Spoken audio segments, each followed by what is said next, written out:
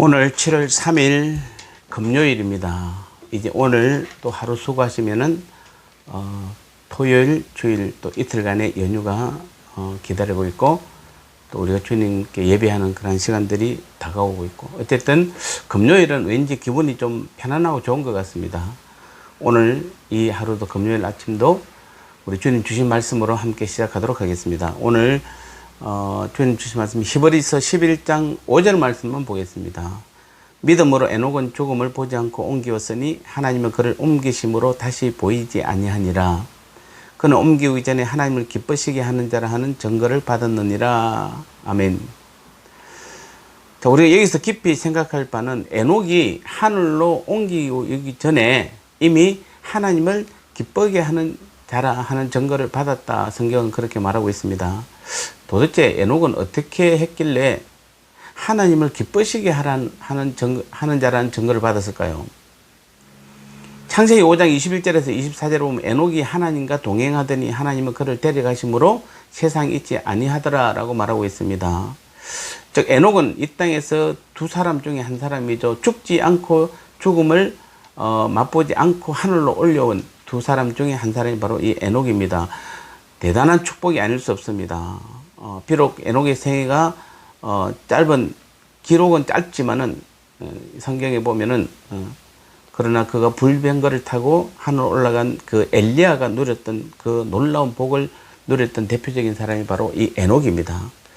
그런데 왜 하나님께서 수많은 사람 중에 에녹을 선택해서 큰 복을 주셨을까요?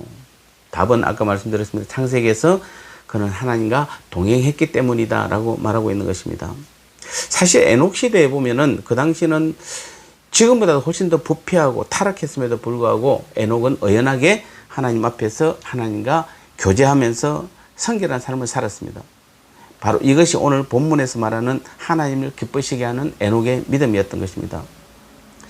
그래서 우리가 이 하나님께서 에녹은 가라 하실 때 가고 행하라는 것을 때 행하고 보라는 것을 보고 보지 말라는 것을 보지 않았던, 그래서 아마도 에녹은 하나님을 기쁘시게 한 것 같습니다. 이게 바로 또 하나님과 동행하는 삶인 것입니다.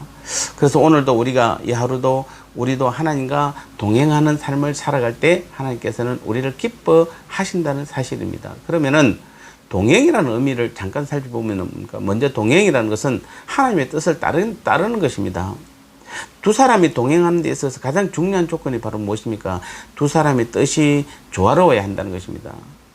우리가 하나님과 동행하는 삶을 살기 위해서는 그 무엇보다도 그분의 뜻을 기리고 그 뜻을 따라가야 하는 것입니다.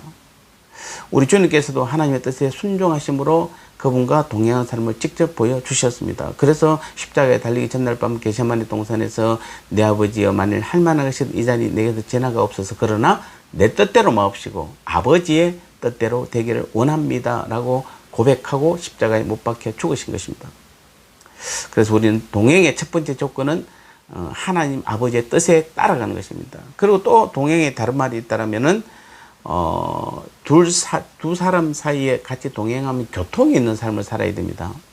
즉 서로 이야기하고 듣기도 하고 서로의 의사를 교환하는 것입니다. 우리가 하나님과 서로 교통하기 위해서는 하나님의 말씀을 읽고 그분께 우리의 속내를 기도로서 올려드리는 것이 중요한 것입니다.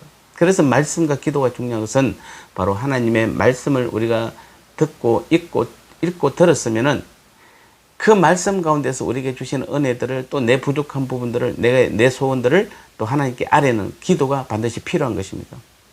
우리는 그러면서 하나님의 말씀을 읽음으로써 그분의 뜻이 무엇이며 또 그분의 계획이 무엇인지를 알게 되는 겁니다. 오직 그분 앞에서 우리는 무릎을 꿇고 우리의 깊은 마음을 열어서 기도할 때에 우리는 그분과 대화하게 되는 것입니다.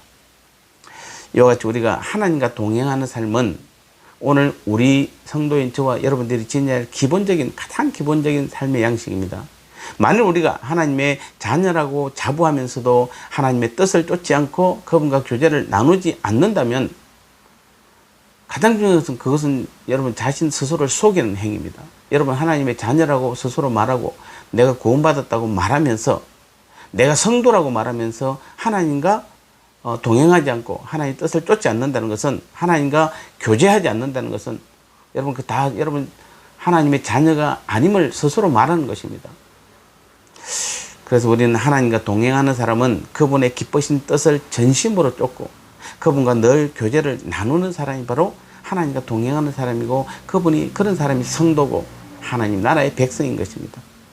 오늘 우리 이 하루도 우리의 삶이 오늘 하나님과 철저히 함께하며 주님께 물으시기 바랍니다. 주님과 대화 나누시기 바랍니다. 그리고 주님께서 하시는 말씀에 귀를 기울이시기 바랍니다. 우리는 가끔 묻기는 잘하는데, 듣기도 잘하는데 그 말씀에 순종하지 않고 묻기는 하면서 또 하나님 말씀을 그 결과를 들으려고 하지 않는 우리의 모습들이 많이 보게 됩니다. 여러분, 기도하셨으면은 오늘 하루도 하나님께서는 반드시 기도한 그 사람에게, 또 묻는 사람에게 대답하시는 하나님이세요. 여러분, 진실된 믿음으로 정말 여러분이 삶 가운데서 하나님께서 어떻게 말씀하실지를 여러분 듣는 귀를 한번 가져보시기 바랍니다. 그러한 시간들을 가져보시기 바랍니다. 하나님은 우리에게 반드시 말씀하시는 하나님이세요. 그리고 또 그러한 삶을 사는 사람을 하나님은 오늘도 기뻐하신다 분명히 말씀하고 있습니다. 우리가 에녹 같은 믿음이 되었으면 가장 좋겠지만은, 그래도 에녹처럼 하나님을 기뻐하는 그 믿음의 삶을 살아가는 오늘 하루에 저와 여러분의 귀한 믿음의 삶, 이 땅에서의 우리의 삶이 되시기를 주님의 이름으로 축복합니다. 기도하겠습니다. 하나님 감사합니다. 그렇습니다.